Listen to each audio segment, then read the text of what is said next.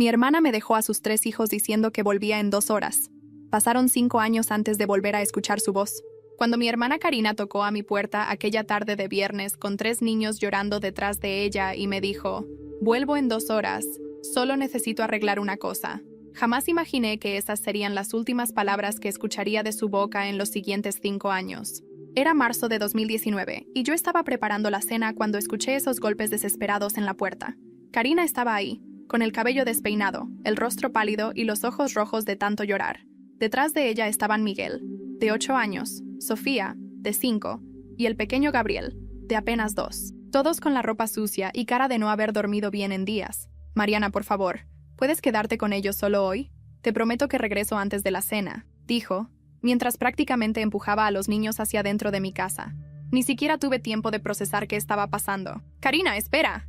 ¿Qué pasó? ¿Estás bien?», le pregunté, intentando sujetarle el brazo, pero ya se estaba alejando. «Todo bien, te lo juro.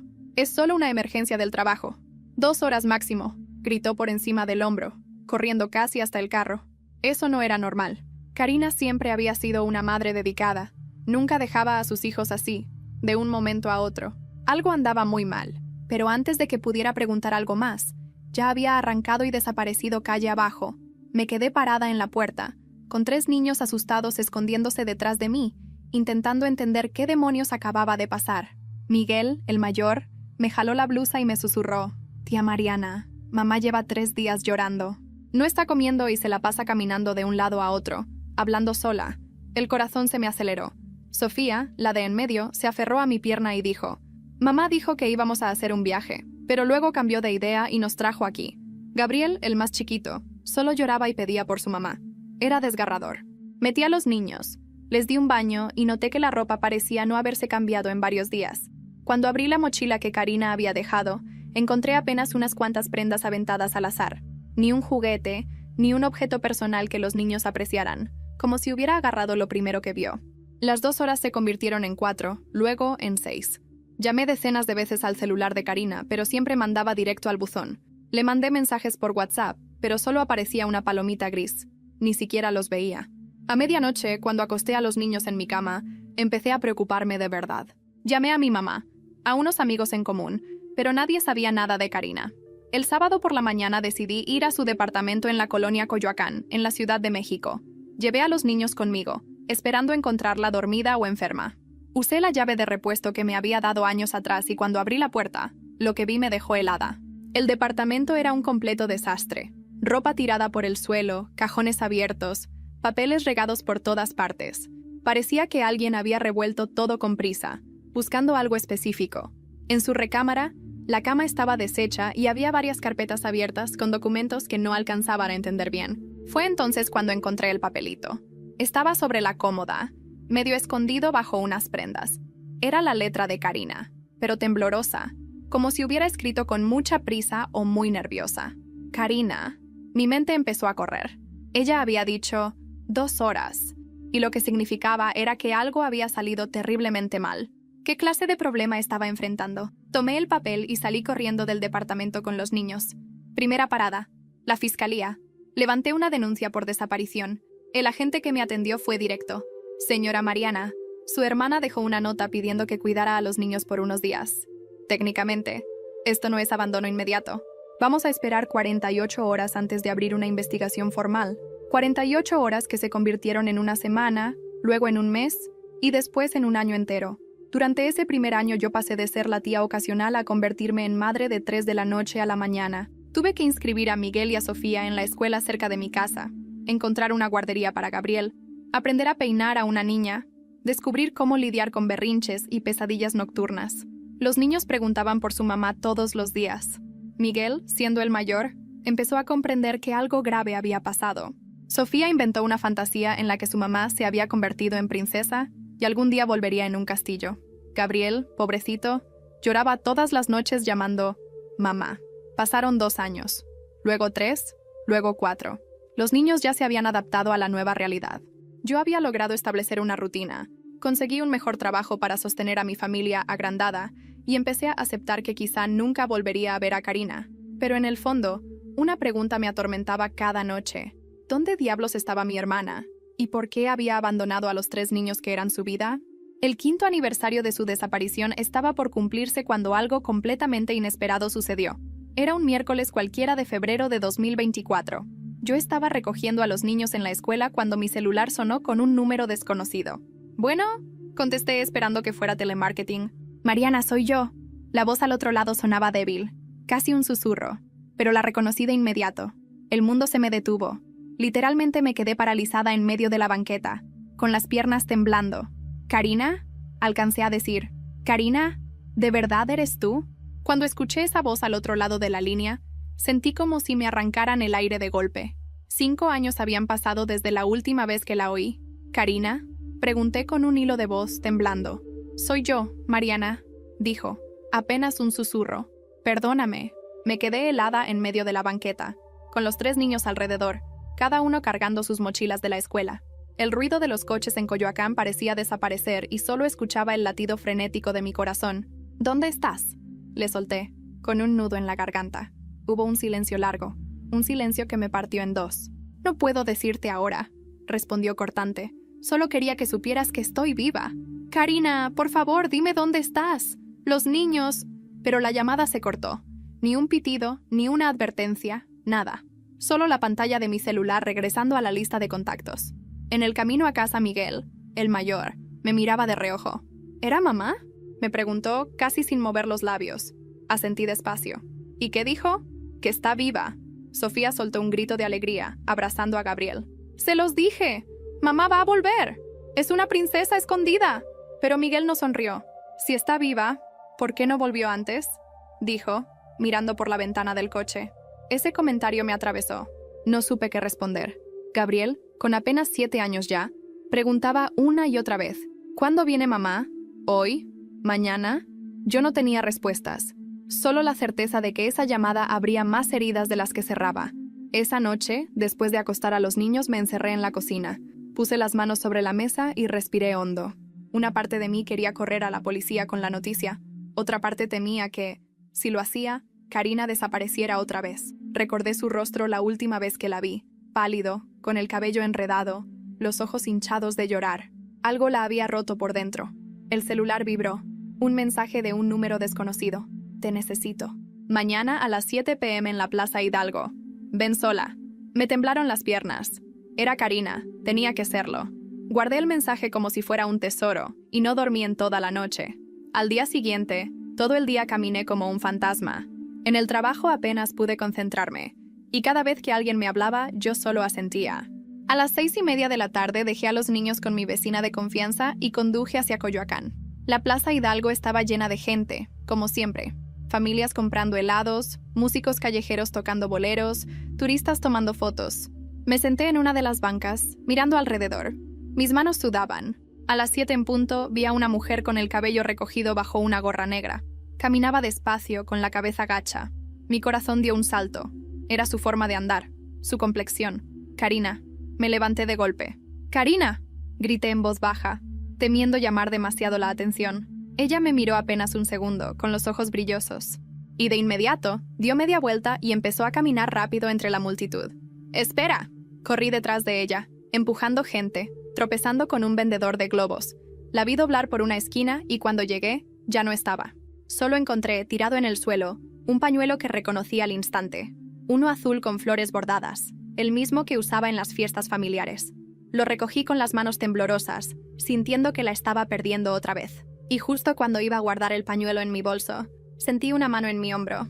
Me giré de golpe. Un hombre alto, con chamarra de mezclilla, me miraba serio. «¿Eres la hermana de Karina?», me preguntó con voz baja, casi un susurro. El corazón me dio un vuelco tan fuerte que tuve que apoyarme contra la pared para no caerme. Ese hombre me sostuvo del brazo con firmeza, pero no de manera violenta. Sus ojos eran oscuros, cansados, como si hubiera visto demasiado. Me soltó apenas me vio temblar. «No te voy a hacer daño», dijo, «pero necesitamos hablar». Yo retrocedí un paso, apretando el pañuelo azul contra mi pecho. La gente pasaba a nuestro alrededor sin notar nada. Para ellos éramos solo 2 personas discutiendo en una esquina de la Plaza Hidalgo. «¿Quién eres?», pregunté con la voz quebrada. «Un amigo de Karina», contestó, dudando en la última palabra. «¿Dónde está mi hermana? ¿Por qué se esconde?». Él bajó la mirada. Respiró hondo y dijo, no puedo decirte todo aquí. Ella tiene miedo, Mariana. Mucho miedo. Sentí un nudo en la garganta. ¿Miedo de qué? ¿De quién? El hombre me miró fijamente. De sí misma. Y de que tú la odies. No supe qué responder. Él me entregó un sobre blanco, arrugado, con mi nombre escrito a mano. Léelo cuando estés sola. No trates de seguirme, me advirtió. Y sin más, se dio la vuelta y se perdió entre la multitud. Me quedé con el sobre en la mano, como si pesara toneladas. Corrí hacia donde mi coche estaba estacionado, con la mente hecha un torbellino. ¿Un amigo de Karina? ¿Por qué no había venido ella misma? Ya en casa, esperé a que los niños se durmieran. Encendí solo la lámpara pequeña de la sala y abrí el sobre con manos temblorosas. Dentro había una carta escrita con la letra inconfundible de Karina. Mariana, perdóname por todos estos años. No tienes idea del infierno que viví. No quiero que pienses que los abandoné por egoísmo. Estaba rota, al borde de hacerme daño y de arrastrar a mis hijos conmigo. Por eso desaparecí. Encontré a alguien que me ayudó a sobrevivir en lo básico, pero nunca pude olvidar sus caras. Cada día pensaba en ustedes. Sé que no merezco perdón. Estoy enferma. Todavía lucho con mi cabeza. No sé si seré capaz de mirarte a los ojos, pero necesito que sepas que sigo viva y que, aunque tarde, quiero encontrar una forma de volver. Con amor, Karina. Me tapé la boca con la mano. Las lágrimas me nublaban la vista. La carta estaba manchada en algunas partes, como si hubiera sido escrita llorando. En ese momento escuché pasos detrás de mí. Era Miguel, que había salido de su cuarto en silencio.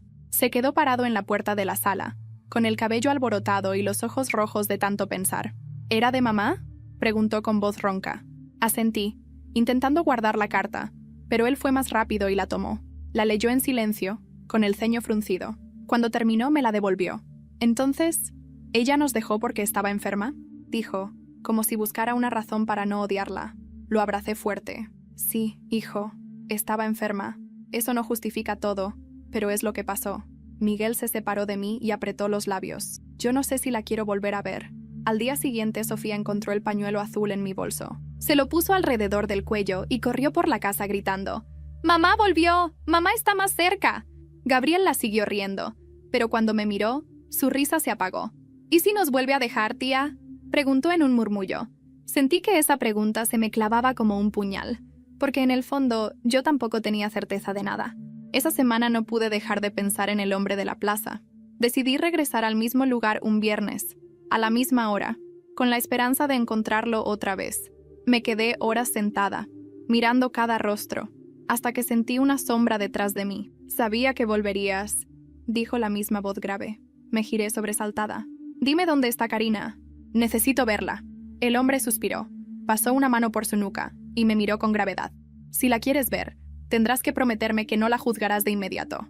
Ella no es la misma de antes». «No me importa», contesté sin dudar. «Solo quiero a mi hermana de vuelta». Él asintió despacio. «Entonces prepárate, porque la próxima vez que la veas, no será como la recuerdas». Su frase me dejó helada. Esa noche casi no dormí. La frase de ese hombre me daba vueltas en la cabeza. «No será como la recuerdas». ¿Qué significaba? ¿Estaba enferma físicamente? ¿Había cambiado tanto que ni siquiera la reconocería? Me levanté antes del amanecer. Preparé el desayuno de los niños en silencio y los llevé a la escuela sin decir nada sobre lo ocurrido. No quería ilusionarlos otra vez, en especial a Miguel, que cada vez me miraba con más distancia, como si ya no confiara en que yo tuviera respuestas. Cuando los dejé, mi celular vibró con un nuevo mensaje de número desconocido. «Hoy, 8 p.m., no traigas a nadie. Te diré dónde está Karina». El corazón me latía en la garganta. Pasé el día con la sensación de que el tiempo avanzaba a trompicones, demasiado lento. A las 8 en punto estaba en el lugar indicado, una cafetería pequeña en la colonia Roma, casi vacía a esa hora. Entré con pasos inseguros, buscando rostros conocidos. Y ahí estaba él, sentado en una mesa del fondo, con una taza de café entre las manos. Me acerqué despacio. «¿Dónde está?», le solté, sin rodeos. Él me miró, como evaluando si podía confiar en mí. «Karina quiere verte, pero teme que la odies». Le aterra mirar a los ojos a sus hijos después de tanto tiempo. Sentí la garganta seca. «Yo no la odio. Estoy enojada, sí, pero lo único que quiero es saber qué pasó». El hombre asintió. «Mañana, te voy a llevar con ella, pero debes prometer que no la presionarás. Ella está frágil». Me incliné hacia adelante. «¿Quién eres tú en todo esto?». Él titubeó un segundo. «Me llamo Esteban. La conocí cuando estaba en su peor momento. La ayudé a sobrevivir. Lo miré fijamente. ¿Tú fuiste quien la escondió de nosotros? Esteban bajó la mirada, removiendo el café con la cuchara. Ella no estaba en condiciones de cuidar a nadie, ni siquiera de sí misma. Si la hubieras visto en 2019, habrías entendido. Yo solo la protegí de hacer una locura. Volví a casa hecha un manojo de nervios. Toda la noche me quedé despierta pensando cómo sería verla después de 5 años. La abrazaría, la golpearía, la perdonaría.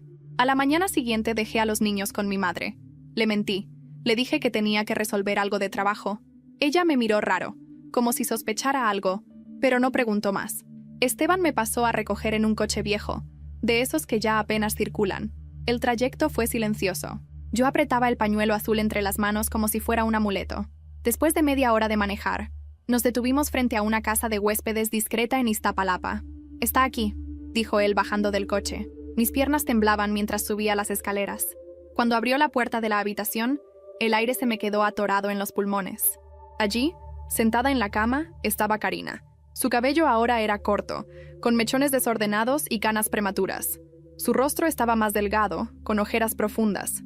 Parecía mayor, como si hubiera pasado 20 años en lugar de 5, pero sus ojos seguían siendo los mismos. «Mariana», susurró poniéndose de pie con torpeza. Yo no supe qué hacer. Durante un segundo me quedé inmóvil, y entonces avancé de golpe. La abracé con fuerza y lloré contra su hombro.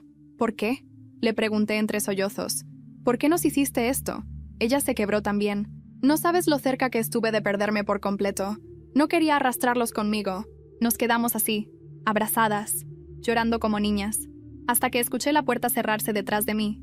Esteban nos había dejado solas. Karina me apartó suavemente y me entregó una caja de cartón pequeña. «Necesitas saber la verdad. Todo lo que pasó está aquí». La miré confundida. «¿Qué es esto?». «Mi vida en los últimos 5 años», contestó con un temblor en la voz. «Y lo que descubrí mientras trataba de sobrevivir». Abrí la caja. Dentro había papeles, recibos, recortes de periódico, hasta fotografías borrosas. No entendía nada, pero antes de que pudiera preguntar, Karina me tomó la mano con fuerza. «Mariana, hay cosas que vi, cosas que nadie va a creer». Su voz se quebró. Sus ojos me suplicaban que le creyera. En ese instante, mi celular vibró. Era un mensaje de Miguel. «Tía, la abuela dice que alguien estuvo merodeando afuera de la casa. ¿Qué está pasando?». El corazón me dio un vuelco. Cuando leí el mensaje de Miguel, sentí que la sangre se me helaba. Levanté la vista y vi a Karina, que me observaba con el rostro desencajado. «¿Qué pasó?», preguntó con un hilo de voz. «Miguel dice que alguien estuvo afuera de la casa», contesté, mostrando la pantalla del celular. Karina se llevó las manos a la cabeza, caminando de un lado a otro de la habitación. «No, no». Yo traté de mantenerlos lejos. Traté de que nadie supiera dónde estaban ustedes. Me acerqué de golpe, sujetándola por los brazos. «¿De qué hablas, Karina? ¿Quién es?». Ella tragó saliva y me miró con los ojos llenos de lágrimas. «No es como piensas. Yo me desaparecí porque sentía que me estaba volviendo loca, pero también porque había gente que me seguía, que me preguntaba cosas que yo no podía responder. Personas que no conozco, Mariana. ¿Estás diciendo que alguien te estuvo persiguiendo estos años?». Karina asintió temblando. «Y si ahora saben que regresé, pueden ir detrás de ti. Por eso me alejé de los niños, por eso desaparecí. No solo por mí, también por ellos». Me quedé en silencio, sintiendo que la habitación se cerraba sobre mí. No sabía si creerle o si todo era producto de su mente rota. Pero lo que sí sabía es que Miguel nunca exageraba. Si él decía que alguien rondaba la casa, era cierto. Esa noche no volví directamente a mi hogar. Le pedí a Esteban que me dejara cerca de la casa de mi madre y observé desde la esquina antes de entrar. No vi nada extraño, pero la sensación de que nos vigilaban me erizaba la piel. Cuando entré, los niños estaban inquietos. Miguel me esperaba en la sala, con los brazos cruzados. «Tía, no nos mientas». Había un tipo afuera, parado junto al poste. Cuando vio que lo miré, se fue rápido. Tragué saliva. No podía seguir ocultando todo. «Era tu mamá quien me llamó, la vi hoy». El rostro de Miguel cambió de inmediato. Mezcla de enojo, alivio y miedo. «¿Está viva?». «Sí, pero no está bien, necesita ayuda». Sofía apareció detrás de él, con los ojos brillando de emoción. «¿Mamá viene mañana?», preguntó, como si fuera lo más natural. «No lo sé, mi amor, pero pronto». Miguel me miró con dureza. «Si vuelve, que no se atreva a dejarnos otra vez». Los días siguientes fueron un torbellino. Karina me llamó una vez más desde un número distinto. «No te quedes sola en casa. Hay cosas que no te he contado», me dijo. «Entonces cuéntamelas de una vez», exigí. «No puedo por teléfono. Te daré otra cita. Pero, Mariana, confía en mí. Si notas algo raro cerca de los niños, llévalos a un lugar seguro. Su voz era tan quebradiza que sentí compasión, pero también una ira que me quemaba por dentro. Porque mientras ella hablaba en acertijos, yo era quien cargaba con todo. Una tarde, mientras recogía a los niños de la escuela, noté un coche estacionado al otro lado de la calle. No tenía placas delanteras, y cuando crucé con ellos, el coche arrancó lentamente, siguiéndonos a distancia. «Métanse rápido», les dije, casi empujándolos al asiento trasero. Conduje sin rumbo fijo, dando vueltas por varias calles hasta que el coche desapareció. Esa noche llamé a Esteban con furia. «¿Tú sabes quiénes son? Dime la verdad». Hubo un silencio largo al otro lado. «No sé exactamente quién es, Mariana, pero sí sé que Karina se metió en algo oscuro antes de derrumbarse. Yo la ayudé a salir, pero no desaparecieron las consecuencias. Lo odié por su evasividad. Pero al colgar, miré a mis sobrinos dormidos en el sofá, agotados, y juré que no permitiría que nada les pasara. La tensión crecía como una cuerda a punto de romperse. Karina me prometió que pronto contaría todo, que tenía pruebas en esa caja de papeles. Y justo cuando empecé a organizar mis pensamientos para enfrentarla otra vez, recibí una llamada inesperada. Era del colegio de Sofía. La directora, con voz preocupada, me dijo: «Señora Mariana, necesitamos hablar. Hoy alguien vino a preguntar por Sofía, diciendo que era un pariente cercano. No era nadie que tengamos registrado en la lista de tutores autorizados». Sentí un escalofrío recorrerme la espalda. Cuando la directora me dijo aquello, sentí que me quedaba sin aire. ¿Cómo que alguien preguntó por Sofía? ¿Quién?, alcancé a decir. Un hombre de unos 40, quizá más. No quiso dar su nombre, solo dijo que era parte de la familia. Cuando le pedimos identificación, se molestó y se fue rápido. Me quedé en silencio, tratando de mantener la calma. «Gracias por llamarme. Por favor, si alguien vuelve a aparecer, no entregue información sin hablar conmigo primero». Colgué con las manos sudando. En cuanto subí a Sofía y a los demás al coche, respiré hondo para no transmitirles mi pánico. Pero Miguel lo notó. Siempre lo notaba. «Algo pasó, ¿verdad?», preguntó serio desde el asiento de atrás. «Nada grave, hijo. Solo alguien equivocado». Mentí. Él me miró con desconfianza, como si ya no creyera en mis palabras. Esa noche decidí enfrentar a Karina. Tomé la caja con documentos que me había dado y comencé a revisarla con cuidado. Entre recibos de hoteles baratos, recetas médicas y notas garabateadas, encontré varias fotografías, algunas borrosas de calles, otras de personas que no reconocí. En el reverso de una de ellas había escrito: «Ellos saben». El corazón me latía fuerte. ¿Quiénes eran ellos? ¿Y qué sabían? Encendí la computadora y busqué las direcciones de los recibos. Todos eran lugares de paso en distintas ciudades: Puebla, Querétaro, Toluca. Parecía que Karina había estado huyendo todo este tiempo. Al día siguiente la cité en un café discreto de la Colonia del Valle. Llegó con gorra y gafas oscuras, como si todavía viviera escondida. Cuando se sentó frente a mí, la rabia me ganó. «Basta de misterios, Karina. Ayer alguien preguntó por Sofía en su escuela. Si sigues ocultando la verdad, pones en peligro a mis hijos». Ella bajó la mirada, apretando la taza de café con fuerza. «No son tus hijos, Mariana». «Claro que lo son», le corté, golpeando la mesa con la palma.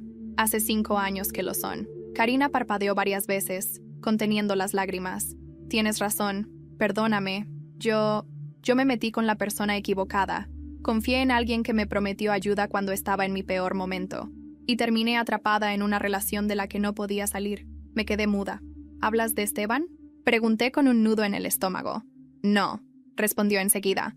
«Esteban me ayudó a escapar. Hablo de otro hombre. Uno que me manipuló, que me aisló, que me hizo creer que sin él yo no valía nada». Su voz temblaba.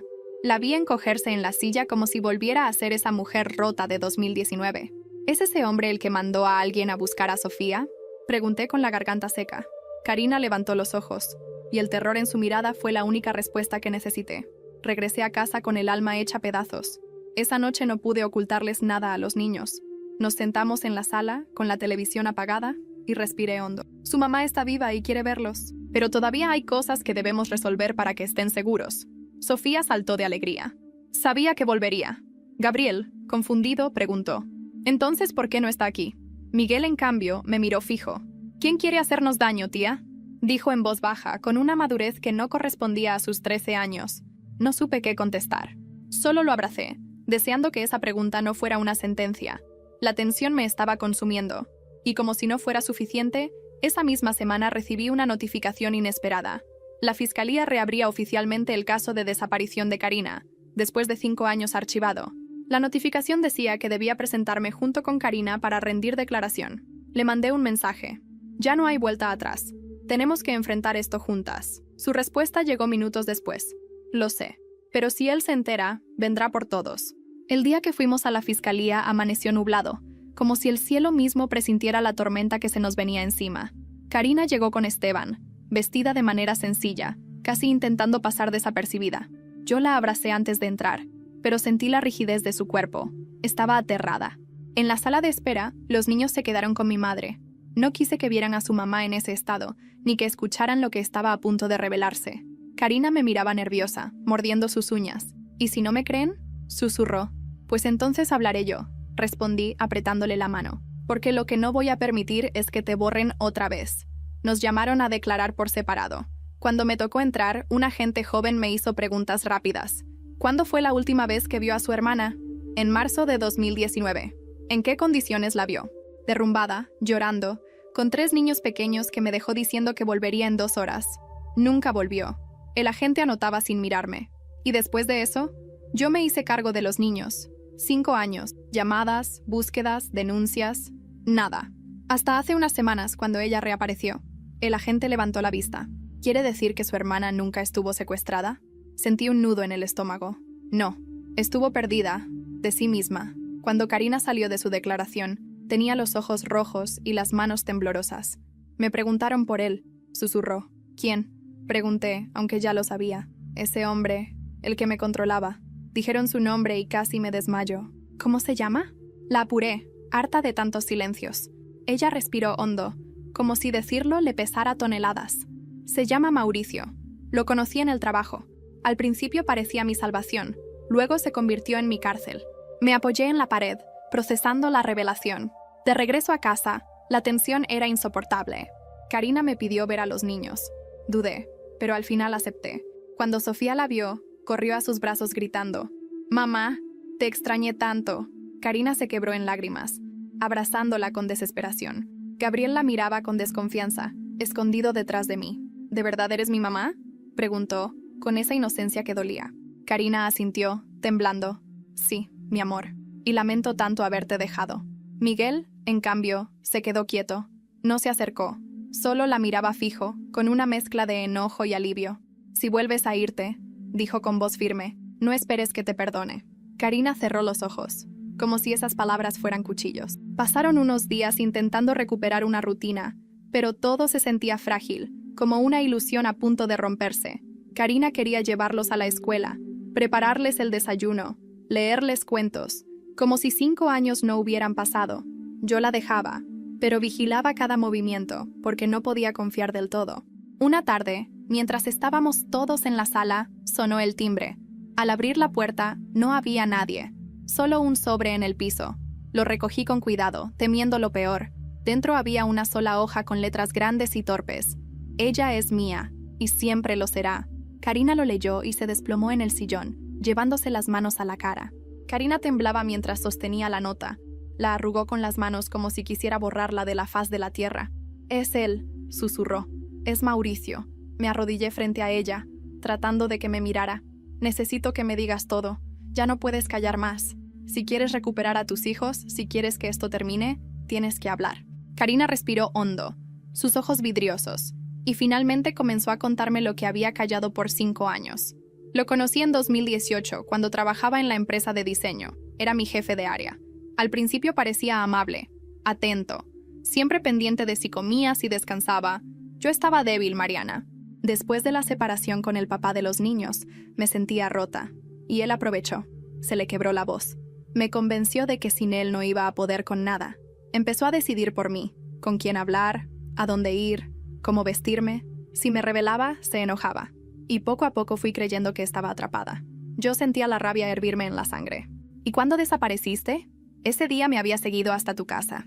Me dijo que si no dejaba a los niños, se encargaría de que todos supieran que yo era una madre inestable, incapaz, y me los quitarían para siempre. Yo me asusté tanto que hice lo que me pidió. Pero en el fondo lo único que quería era desaparecer de su alcance. Se cubrió el rostro con las manos. Corrí con lo puesto. Esteban me ayudó a esconderme. a encontrar lugares donde pasar desapercibida, pero Mauricio siempre supo cómo hacerme sentir vigilada. Nunca dejé de tener miedo. Me quedé en silencio, procesando. Todo tenía sentido. La nota en la puerta era la prueba de que Mauricio seguía obsesionado. Esa misma noche, después de acostar a los niños, enfrenté a Karina en la cocina. Si esto es verdad, tenemos que ir con la policía. No, Mariana. No entiendes. Él tiene contactos. Sabe cómo manipular. Nunca van a creerme. ¿Y entonces? ¿Vas a seguir huyendo el resto de tu vida? ¿Vas a condenar a tus hijos a vivir con miedo? Mi tono fue duro, y Karina rompió a llorar. Pero Miguel, que había estado escuchando desde el pasillo, entró con los puños apretados. Yo sí te creo, mamá, pero si no haces nada, no vuelvas a pedirme que te perdone. Su voz sonaba más adulta que nunca. Karina lo miró como si le hubieran dado una bofetada. Los días siguientes se convirtieron en un campo minado. Sofía estaba feliz de tener a su madre otra vez, pero Gabriel no se despegaba de mí y se negaba a dormir en su cuarto. Miguel, en cambio, estaba enojado, frío, como si hubiera levantado un muro contra ella. Y entonces pasó lo inesperado. Una tarde, cuando llegamos de la escuela, encontramos la ventana de la sala entreabierta. Yo estaba segura de haberla cerrado. Entramos con cautela, y al revisar noté que faltaba algo. La caja con los papeles de Karina ya no estaba donde la había escondido. ¡No!, gritó ella, llevándose las manos al cabello. Era lo único que tenía, mis pruebas, todo lo que escribí. Me quedé helada. Si alguien había entrado, había sido directo por eso. No había desorden, no faltaba nada más. Y en el lugar donde estaba la caja, encontré un objeto que me hizo estremecer. Un encendedor metálico con las iniciales MR grabadas. Lo levanté despacio, miré a Karina y sentí que el piso se movía bajo mis pies. Sostuve el encendedor en mi mano como si fuera una bomba a punto de explotar. Karina lo reconoció al instante. Su rostro se desfiguró en puro pánico. «Es de él», murmuró. «Es de Mauricio». Me acerqué de golpe, casi gritándole. «¡Entonces estuvo aquí! Entró a mi casa mientras los niños estaban en la escuela». Karina se encogió, temblando. «Lo sabía. ¿Nunca me va a soltar?» En ese momento Miguel entró a la sala. Me vio con el encendedor en la mano y entendió sin que yo dijera nada. «¿Fue él, verdad?», preguntó con la mandíbula tensa. «Sí, hijo, fue él». Miguel apretó los puños. «Si vuelve a aparecer, yo mismo lo enfrento». «¡No digas eso!», le grité, más asustada que nunca. «Tú no tienes que enfrentarlo, Miguel. Esa es mi responsabilidad». Él me lanzó una mirada dura, de adulto atrapado en un cuerpo de adolescente. «Pero es nuestra vida la que está en peligro, ¿no?». Esa noche no pude dormir. Llamé a Esteban, que llegó a la casa en silencio, revisó la ventana y confirmó mis temores. No forzó la cerradura. Tenía la habilidad para entrar sin dejar rastro. Lo hizo rápido, sabía lo que buscaba. Me quedé helada. «Entonces, ¿nos está vigilando desde hace tiempo?», Esteban asintió. «Sí, y ahora sabe que Karina quiere hablar». Karina estaba en la cocina, escuchando cada palabra con los ojos vacíos. «Si habló con la escuela, si entró a tu casa, el siguiente paso será más directo. Mariana, tienes que prepararte». Al día siguiente fui a la fiscalía con el encendedor como prueba. El agente que nos atendió lo tomó, lo miró y lo dejó sobre la mesa. «Esto no demuestra nada por sí mismo. Podría ser de cualquiera». Sentí la rabia hervirme por dentro. «¿Entonces qué esperan? ¿Que un día aparezca muerto alguien para actuar?». El agente me miró con fastidio. «Entendemos su preocupación, señora, pero su hermana estuvo desaparecida voluntariamente. Es difícil armar un caso sólido contra alguien sin pruebas claras de amenazas». Salí de ahí con la sensación de estar sola contra el mundo. En casa, los niños intentaban aferrarse a lo cotidiano. Sofía dibujaba corazones con la palabra «mamá» en cada hoja. Gabriel no quería despegarse de mí, ni para ir al baño, y Miguel se la pasaba vigilando por la ventana, como un centinela silencioso. Karina, en cambio, se desmoronaba poco a poco. Una noche me confesó en voz baja: «No sé si algún día voy a estar lista para ser madre otra vez. Les fallé, Mariana, y ahora siento que los estoy poniendo en más peligro». La abracé fuerte, aunque dentro de mí también había una tormenta. «Ellos ya pasaron por demasiado. No los vuelvas a abandonar». Ella asintió entre sollozos, y justo cuando parecía que la tensión no podía aumentar más, ocurrió lo inesperado. Era domingo por la tarde. Habíamos salido al parque cercano para distraer un poco a los niños. De pronto, Miguel se detuvo en seco, con el rostro desencajado. «Tía, ese hombre de allá nos está mirando». Seguí la dirección de su mirada y lo vi. Un hombre de complexión robusta, con una chaqueta de cuero, observándonos desde la distancia. Cuando nuestros ojos se cruzaron, sonrió de una manera que me heló la sangre. Karina lo vio también y dejó caer la botella de agua que llevaba en la mano. «Es él», susurró. «Es Mauricio». Y antes de que pudiera reaccionar, el hombre comenzó a caminar hacia nosotros. En cuanto Mauricio empezó a acercarse, sentí que el tiempo se volvía lento. Mi instinto fue ponerme frente a los niños, como una barrera humana. Karina retrocedió varios pasos, pálida como un fantasma. «Buenas tardes, Mariana», dijo él con una voz grave, cargada de una calma que resultaba más aterradora que un grito. «Aléjate», le respondí con firmeza, aunque las piernas me temblaban. Mauricio sonrió, esa sonrisa arrogante de quien cree tener el control. «Solo quería ver cómo estaban mis niños. ¿Han crecido tanto?» «No son tuyos», grité antes de que Miguel pudiera responder con el mismo enojo que le hervía en la mirada. Él ladeó la cabeza, ignorando mi furia. Sus ojos buscaron a Karina, que estaba detrás de mí, paralizada. «¿De verdad pensaste que podías esconderte de mí para siempre?», preguntó con un tono venenoso. Karina apenas pudo susurrar. «Déjanos en paz». Mauricio dio un paso más cerca y yo instintivamente saqué el celular. «Ya llamé a la policía. Si no te vas ahora, terminarás en la cárcel». Él se rió, una carcajada baja que me erizó la piel. «¿La cárcel? ¿Por qué? ¿Por querer ver a mi familia?». La palabra familia en su boca me revolvió el estómago. Los minutos se volvieron eternos hasta que un grupo de personas se acercó al parque. Madres con sus hijos, curiosos. Mauricio pareció notar que su presencia estaba llamando la atención. Me miró por última vez y murmuró: «Esto apenas comienza», y se fue caminando con la misma tranquilidad con la que había llegado, dejándome con un temblor en el cuerpo que no pude controlar. Esa noche, en casa, los niños no podían dormir. Gabriel lloraba en silencio, abrazado a su osito de peluche. Sofía preguntaba una y otra vez si ese señor malo volvería. Y Miguel estaba furioso. «No podemos seguir así», dijo apretando los dientes. «Si la policía no hace nada, yo voy a enfrentar a ese tipo». Lo abracé con fuerza. «No, hijo, no te toca a ti cargar con esto». Él me miró con ojos encendidos. «Entonces haz algo tú, tía, porque si no, un día va a entrar por la puerta y se va a llevar a mamá». Karina estaba sentada en la esquina de la sala, escuchando todo en silencio, con lágrimas corriendo por su rostro. «Miguel tiene razón», dijo con voz quebrada. «No puedo seguir escondiéndome. Si no lo denuncio ahora, nunca vamos a estar libres». Al día siguiente la acompañé a la fiscalía otra vez. Esta vez no solo entregamos la nota y relatamos lo del parque, sino que Karina dio su declaración completa sobre los años de manipulación y control.